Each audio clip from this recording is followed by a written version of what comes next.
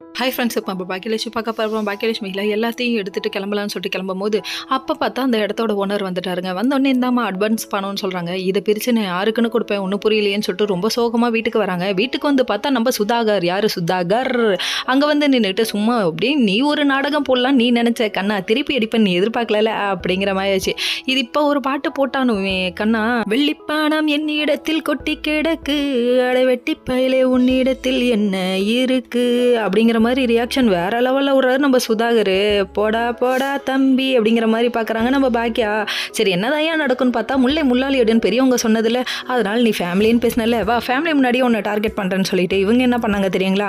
அதாவது இவங்க என்ன சொல்லிட்டாங்கன்னா, நீ கிஃப்டாக கொடுத்தது அது கிஃப்டாக கொடுத்ததுலப்பா தட்டி பறிச்சதுன்னு சொல்ல வாய் விடவும் அவர் என்ன பண்ணிட்டாருன்னா எல்லாரும் முன்னாடியும் சேர்த்து நான் அமௌண்ட்டு தரேன்னு ஒரு வாயை விட்டுட்டாரு. வாடா வாடா வாடா வாடா வாடா தம்பி, வலிக்கு வந்த தம்பி அப்படின்னு சொல்லிட்டு இவங்க என்ன பண்ணிட்டாங்க, திடீர்னு எனக்கு அமௌண்ட்டு கொடுங்க அப்படின்னு ஒரு வார்த்தையை சொல்லிட்டாங்க. சம்மந்திக்கிட்டு என்ன வார்த்தை பேசுகிற அப்படின்னு சொல்ல ஈஸ்வரி வாயை மூடு அப்படின்ட்டாங்க. அதுக்கப்புறம் பாட்டியை வாயை எல்லாரையும் தலையை தட்டி உட்கார வச்சுட்டு அதுக்கப்புறம் எனக்கு அமௌண்ட் வேணும்னு சொல்ல கண்டிப்பாக ரெடி பண்ணிட்டு நான் வரேன் அப்படின்னு சொல்லிட்டாங்க. ஒன்றும் பேச முடியல நம்ம சுதாகரால்.